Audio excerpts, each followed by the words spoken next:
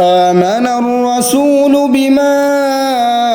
أنزل إليه من ربه والمؤمنون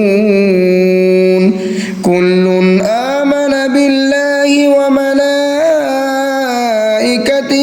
وكتبه ورسله لا نفرق بين أحد من رسله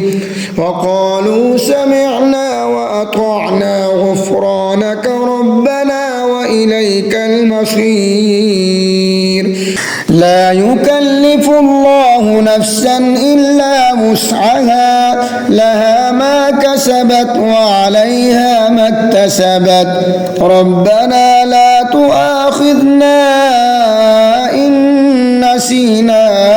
أو أخطأنا ربنا ولا تحمل علينا إصرا كما حملته على الذين من قبلنا ربنا ولا تحملنا ما لا طاقة لنا به واعف عنا واغفر لنا وارحمنا أنت مولانا فانصرنا على القوم